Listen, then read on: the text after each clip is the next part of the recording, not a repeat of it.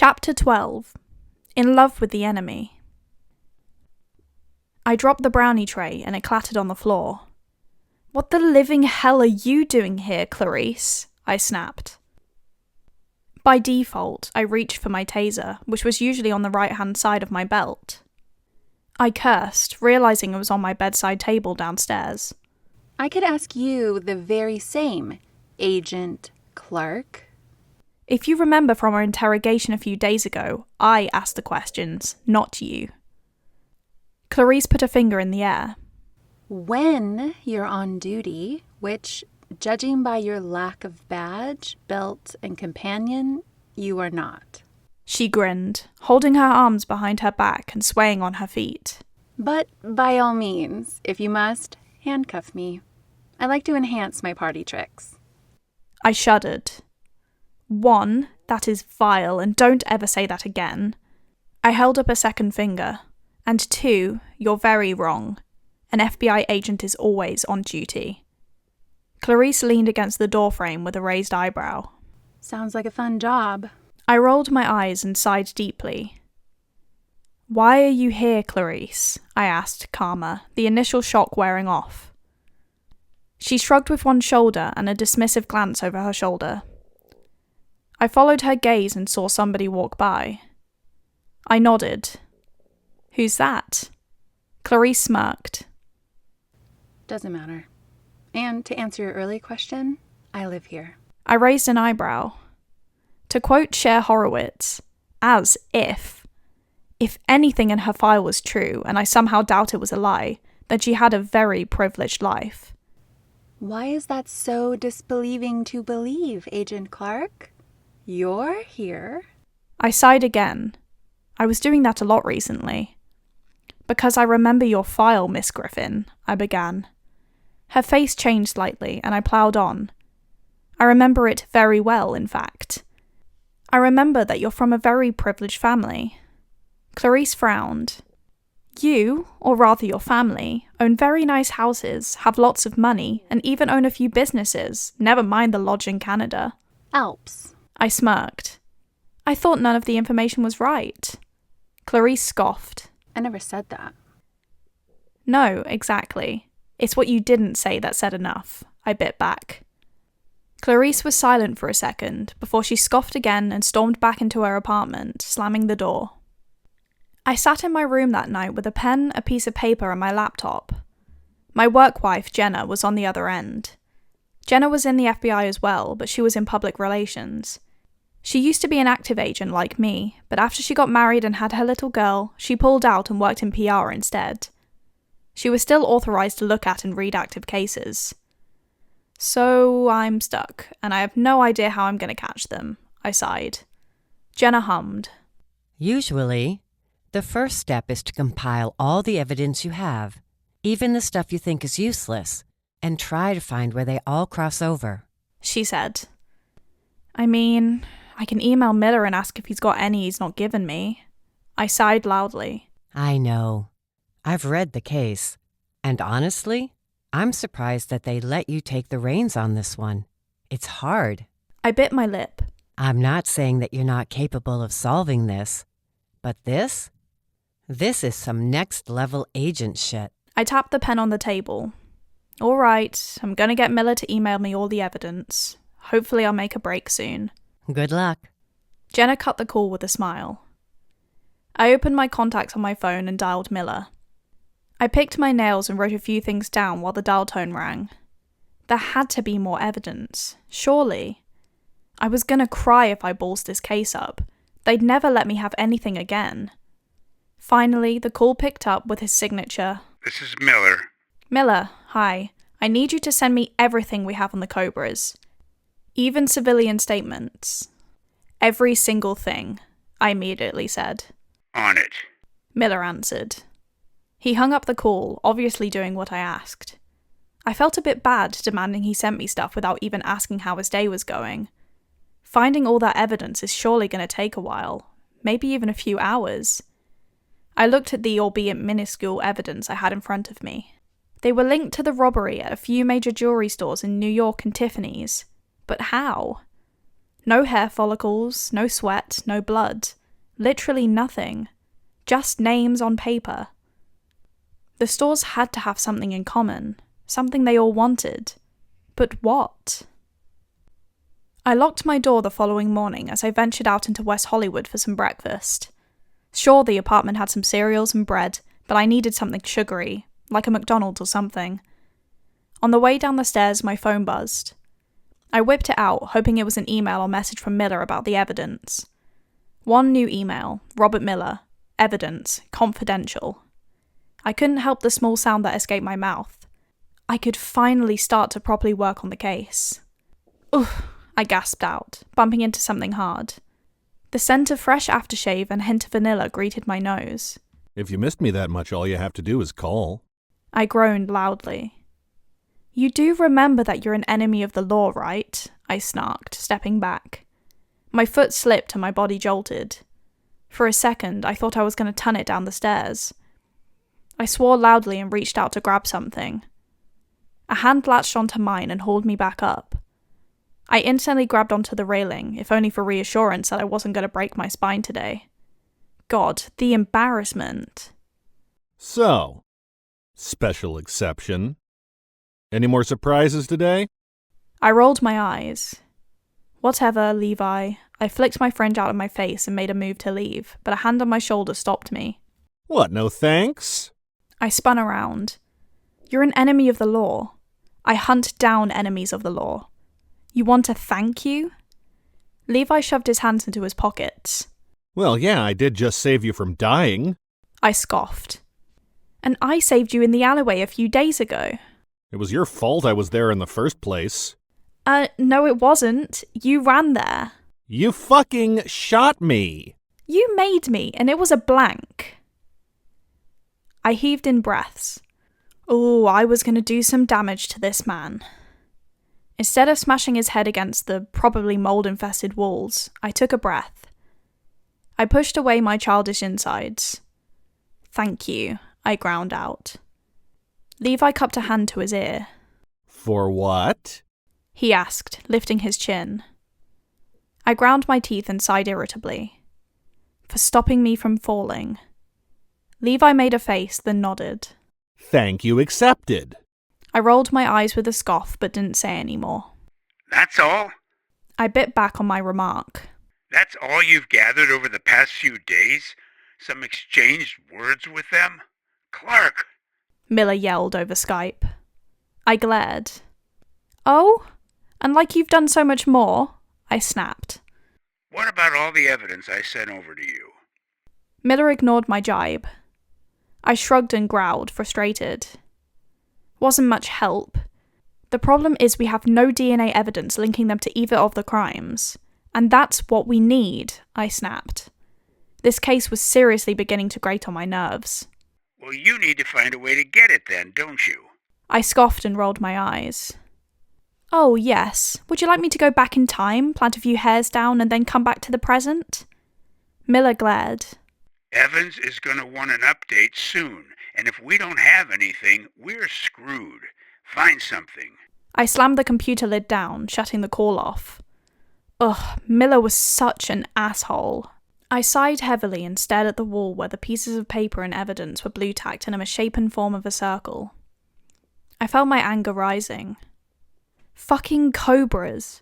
Why the hell rob jewelry stores, leave your names out, but no actual evidence linking them?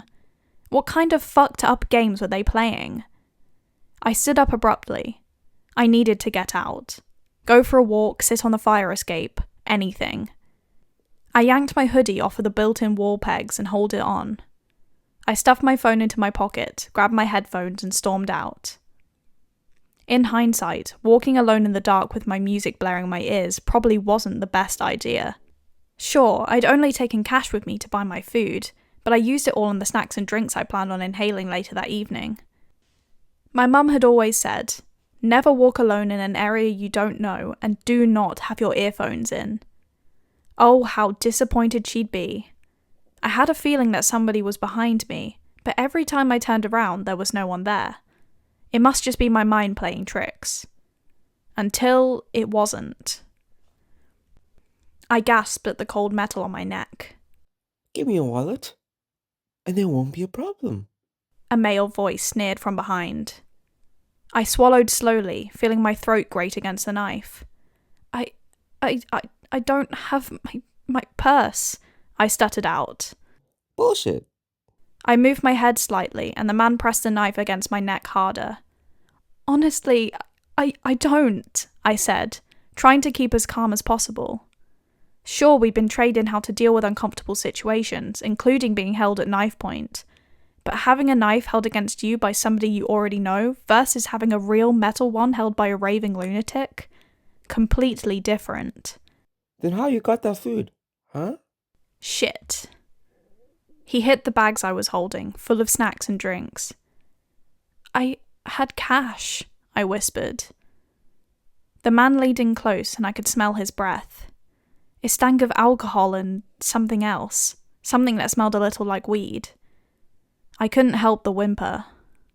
Aw, you're not scared of me, are you, sweetheart? I looked away, inhaling sharply. Please, I whispered. I don't have anything, I whimpered. My eyes burned at the tears waiting to burst. Don't fucking lie to me. The man dropped his knife and grabbed my shoulders, spinning me around. He shook me. This was it. I was going to die in some alleyway in West Hollywood. I could feel the tears on my face, and more kept pouring out. Please, I whimpered. The man leaned in close and stared into my eyes. I'd read once that if you stared into the eyes of someone who was trying to kill you, it put them off, leaving you enough time to run. The man stared back into mine, and I launched my foot right up into his crown jewels. He roared and let me go.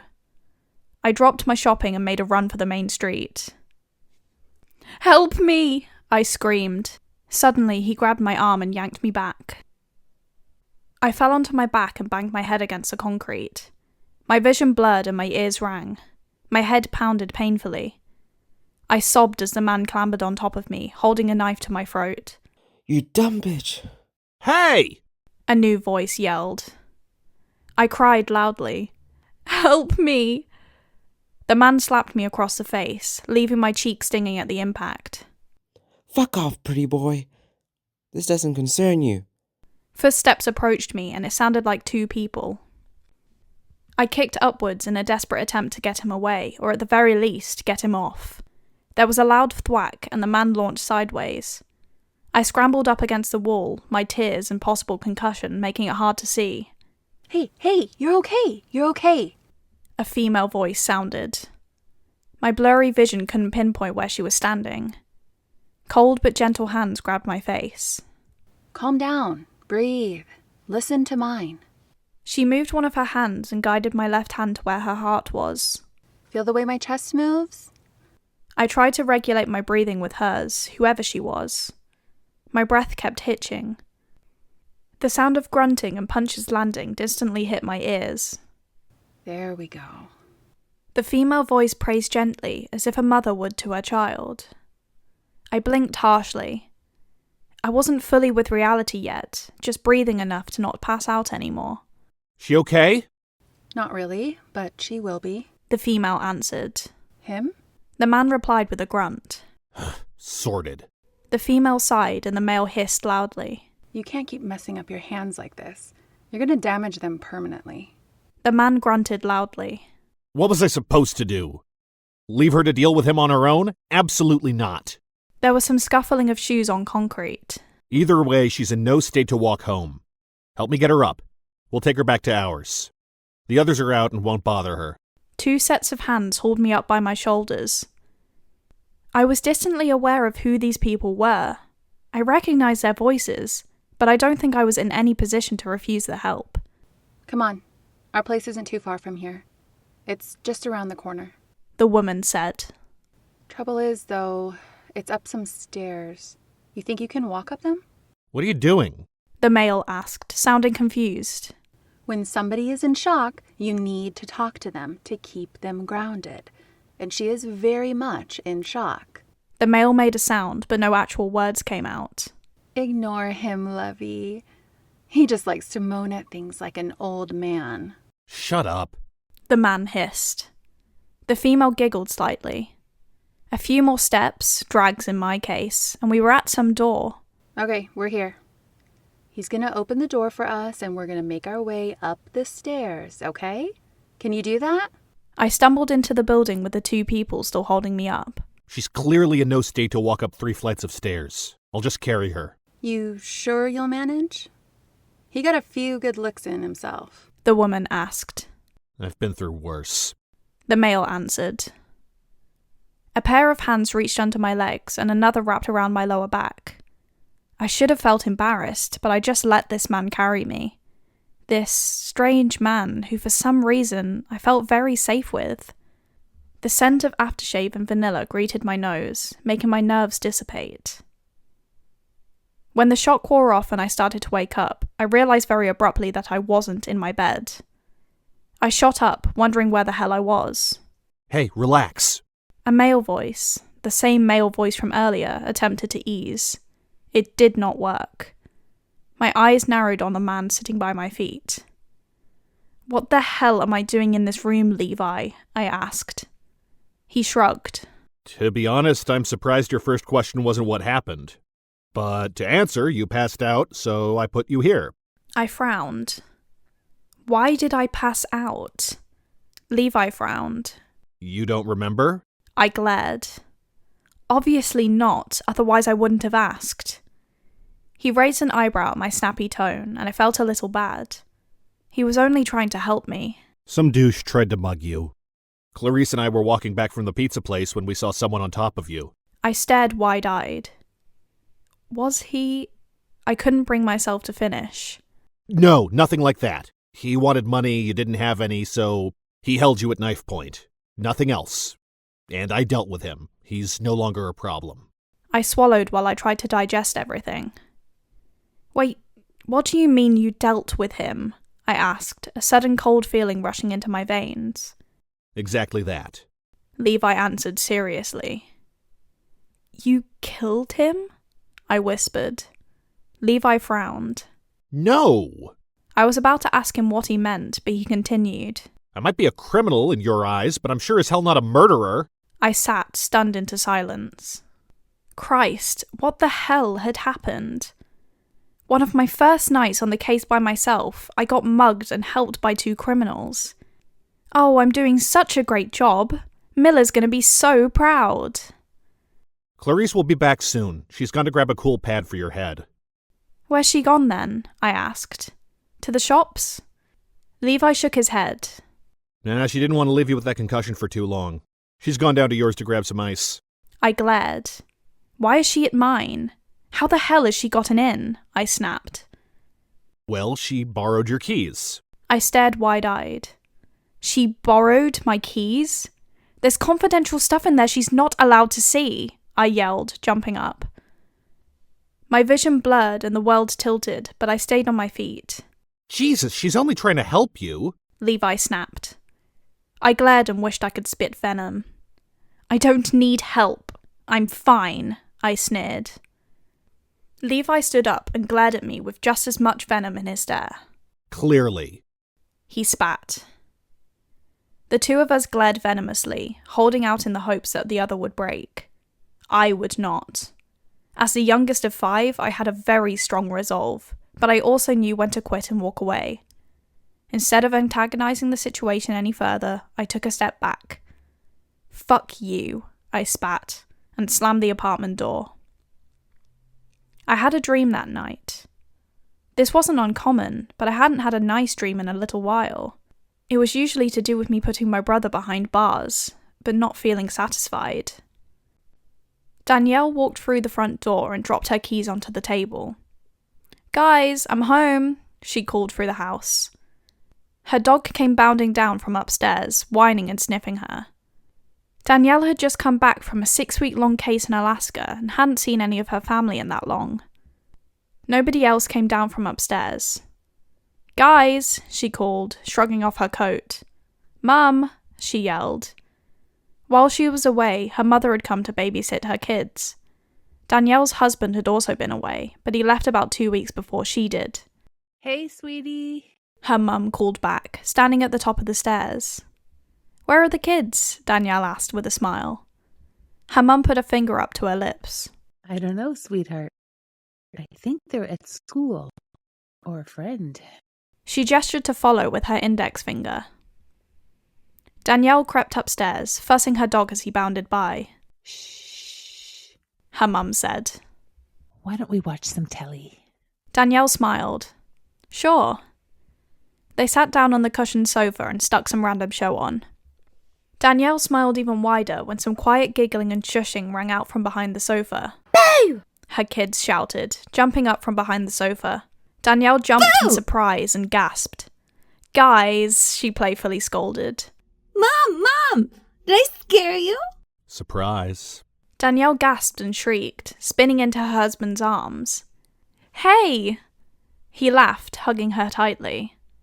Her kids clung to her legs, 2 on each. She smelt her husband's signature scent, aftershave and a hint of vanilla. She pulled back to gaze into her husband's eyes. I woke up with a jolt, panting. My heart pounded. There was no way my dream was about... No. Impossible. After I'd eaten breakfast, I had a bit of a tidy-up.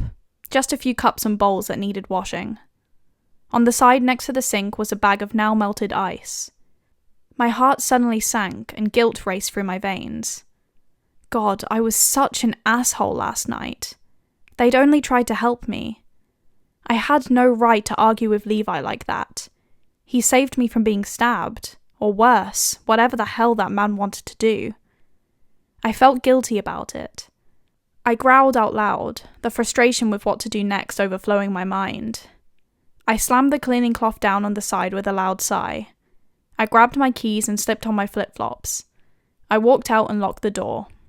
I owed them an apology, especially Levi. He'd stayed with me while Clarisse went to grab some ice. He didn't have to do that. He could have sat in his room and left me on the sofa, but he didn't. I shook my head and made my way up the very dangerous and probably in violation of many safety codes staircase. I went to knock on the door but hesitated. Did they even want my apology? I certainly wouldn't if somebody had snapped to me as I did to them. But then the guilt came back tenfold and forced my hand to knock on the decayed green door. Nothing happened for a few seconds, and for a split second I thought they'd left, probably to rob Cartier. But then the door opened, revealing Levi in all his glory. What the hell do you want? He snapped.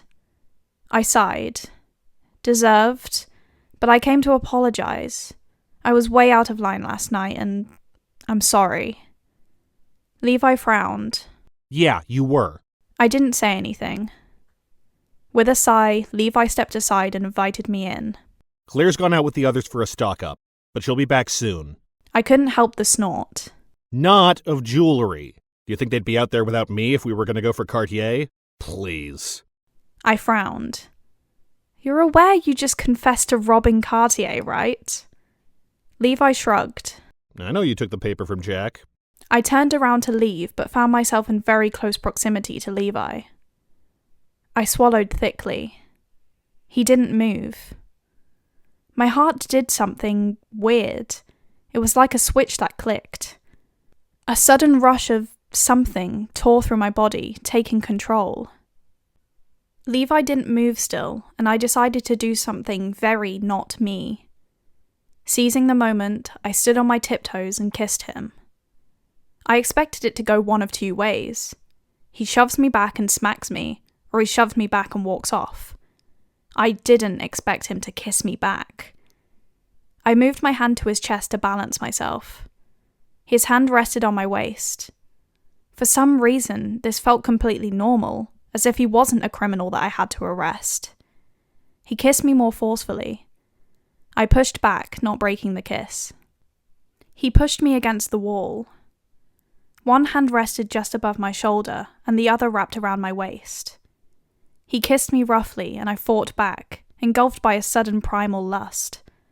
His hands roamed my back and mine in his hair, his fluffy, soft hair. I broke the kiss briefly to pull off my top, exposing my lace bra. Levi whipped his shirt off and pressed his mouth to mine. I felt his hands wrap around my waist, and I jumped, wrapping my legs around his hips. He readjusted his arms, one tightly clutched around my chest, the other wrapped around my waist. Levi pulled away from the wall and carried me over to the bed, pushing all the pillows off and onto the floor. One hand remained supporting me.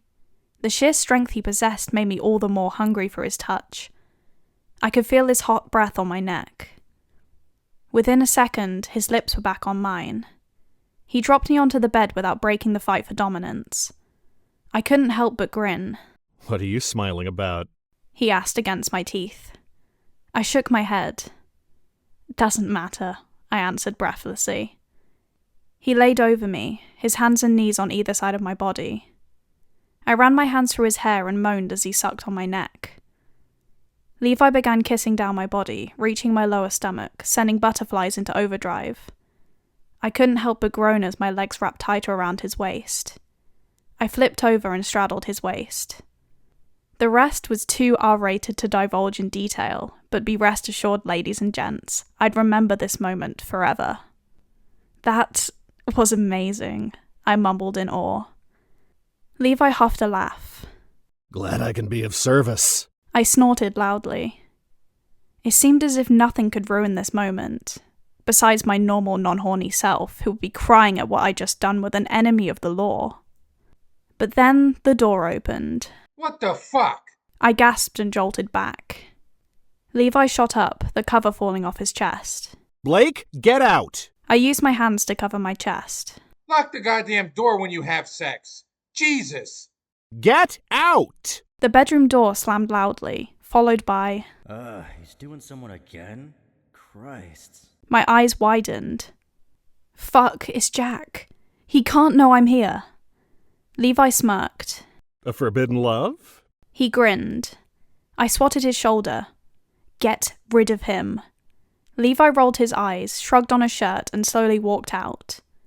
At least I thought he had. He poked his head around the doorframe and waggled his eyebrows suggestively. That's the best kind of love. This man. Go! I hissed. I desperately hunted for my shirt. With a sudden rush of ice cold, I realized my shirt was on the floor in the living area. Oh shit.